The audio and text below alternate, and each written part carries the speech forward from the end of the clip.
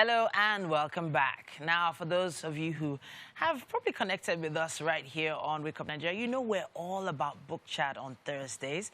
And today we have the special honor of welcoming someone who's been here as a chef, also on our book chat segment today, the amazing Nathanael Disu, who we saw grow into an amazing chef, has also grown into an amazing investment enthusiast, financial market analyst, and author. Here to review his book, The Stock Market Millionaire, a book with insights into how the stock market works. Welcome back to the show, Nathanael. Thank you. It's good to be back. All right, so I'm looking at your shirt, and it says here, how to retire young and rich. Yeah. Wow, that's the way. Yes. When did this whole journey begin with the stock market? Okay, it actually began in 2020. Oh, okay. Just around when COVID happened. Okay. So I've always known about the stock market since university days, but I've just known it on a basic level that, okay, stock market is where some people invest their money, but I've not gone deep into it. So when COVID happened 2 years ago, so one of my friends that we do things together so he attended a program in church where they talked about stock. So he just told me that, guy, there are some stocks available now, let's buy. So because I didn't know about it before, so he didn't need to convince me. So as he just told me, I'm like, okay, let's get started. So that's how everything started. So that's a journey from, okay, you have a residual knowledge about the stock market, shares, stocks, equities, and things like that, to actually investing. That's one journey. Then from there to 2 years later, putting together a book about it.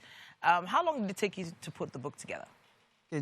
To be honest, it took me about, I think, few weeks. Okay. Few weeks, so that was around 2020 to 2021. Okay. So the book officially launched in January 2021. So this is a book that sort of journals your experiences while investing and the mistakes you made. Why did you think you had to put this together?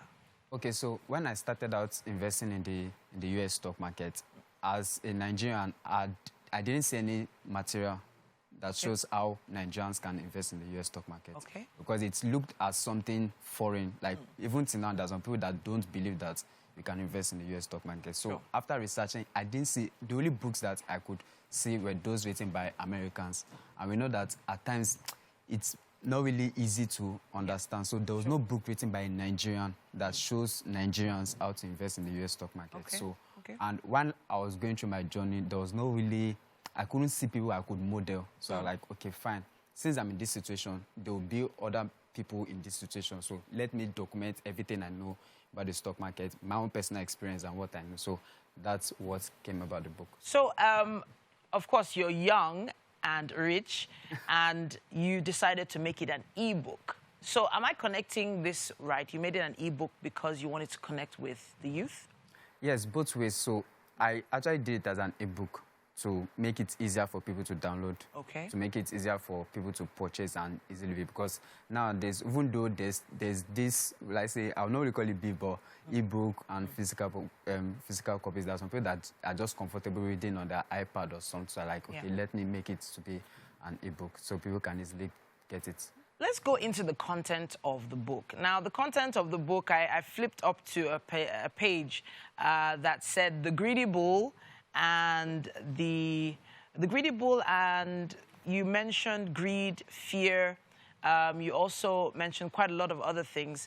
Let's talk about this animal references when it comes to the stock market. Okay, so the animal references, that is more like the language of the stock market. So animals are used to reference people's behavior in the stock market. So a bull is some ways optimistic about the market, that, okay, things are going to go up, prices are going to go up. While a bear is some ways pessimistic, like things are going to go down. So there are different animals that depict people's behavior, because the stock market is all about emotions, all about people's psychology. So how they behave, how different investors behave, how different traders behave, that's how animals are used. So there's something that's called a pig. Like, so there's a saying that bears make money, bulls make money, but pigs usually get slaughtered, in the sense that a pig would just want to be eating. So there are some people that they just want to be piling up profit, and they don't know when to take their profits or when to diversify their investment and everything. So with that, if you get too greedy, you get slaughtered. So that's where the whole animal concept came from. So there are some movies out there that people can watch, you know, in reference to this, like The Wolf of Wall Street, which explains another animalistic behavioral tendency when it comes to the stock market. But there is this thing about Nigerians where they're kind of averse to risk. Now, as a young person, how were you able to get over this issue of risk when you were starting your journey? Okay, so like I said at the beginning, I'd already known about the stock market. So I knew that it's not something that, because Nigerians, when an average Nigerian hears the word investment, people are always skeptical. Okay. And that is because people have been burnt with different investment technique or scheme before. So when you're investing in the stock market, you know that it's a long-term game.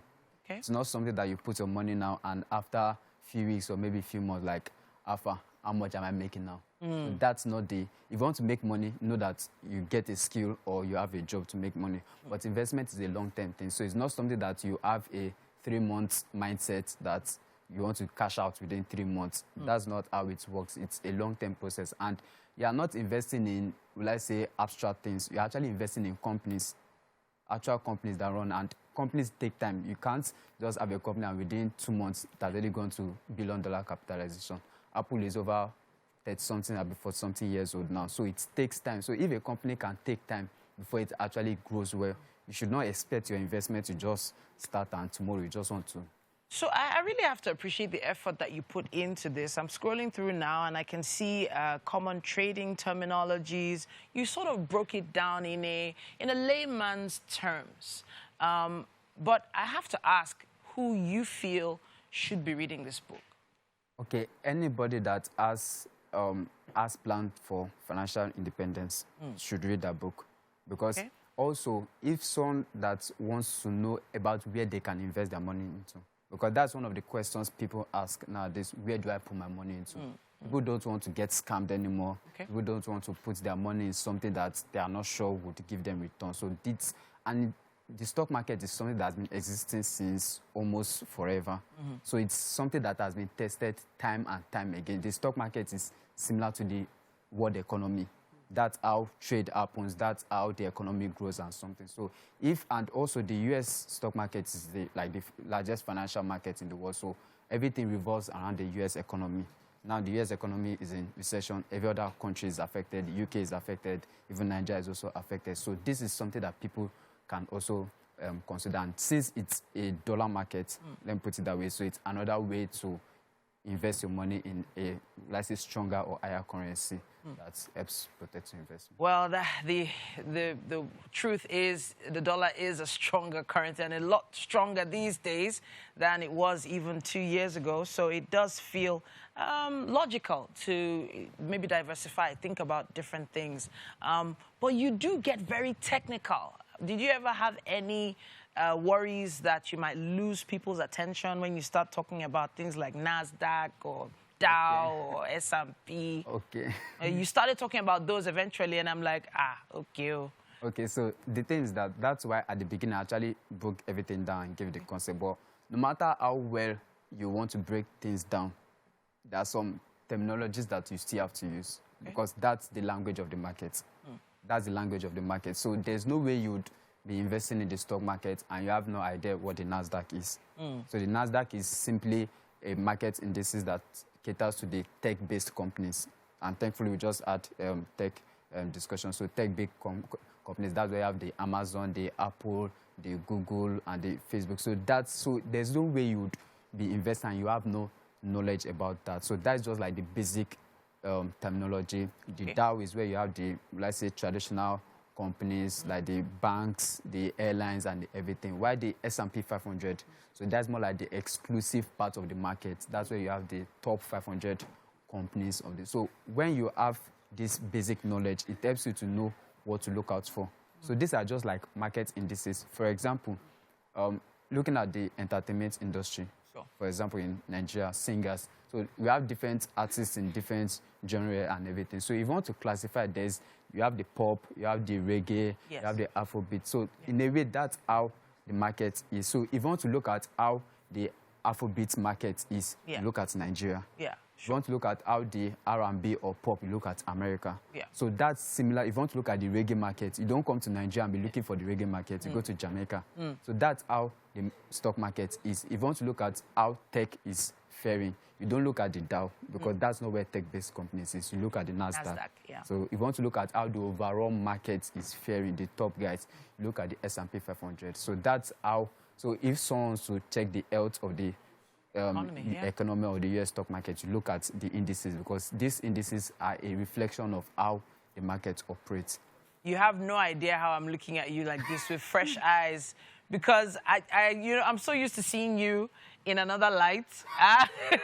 But having you explain all this, and I'm beginning to understand why you decided to put the book together. There's a lot of knowledge to share out there, and a lot of reasons why people can be pulled out of poverty, even if, it does seem like a slippery slope, that has been going on of recent. Now, Nathanael, I'm really pleased that it's an ebook, but are you going to be printing this anytime soon? Yeah, I'm going to. Okay. Yeah, I'm going to be. Because I feel like it should be on our shelf somewhere here. Okay. This is my family, so I'm going to I can't wait. Yeah, but so now, do you truly believe that it's possible for the average Nigerian, I'm using the word average Nigerian, to retire young and rich, legitimately? Sure. Okay, yes, legitimately is the key word there. So right now we are in the tech-based, we're in the tech world, we're in the knowledge industry. So back in the days, retirement seemed like you have to work for, let's say, 40 years and wait till you're 60, 70 before you now retire. That's how our parents live, that's how our grandparents live. But now the economy has already changed, things have already changed. We're now in the knowledge industry, whereby someone who has knowledge can share that knowledge and you make money out of it. So there are digital skills people can learn that makes it easier for them to make money legitimately. Legitimately. So there are some things you can do. You can write courses online. You can, like my ebook now. So maybe, okay, I've been on the show as a chef. So maybe someone as a chef, you know things about food. You can compile some maybe recipe book, put it out there online, maybe 1,000 naira or 500 naira, and people buy it. So if you put it for 1,000 naira and 1,000 people buys that book, that's already 1 million naira. So it's easier. So there are, let's say, faster lanes to get your financial status easier than the traditional 9 to 5 or the traditional economic system. Thank you so much for coming to talk to us about this book, The Stock Market Millionaire. We can see that you are well on your way, Nathanael. I'm loving the book. I'm loving what you've put together, and I have to say thank you. Thank you For putting this together. Thank you.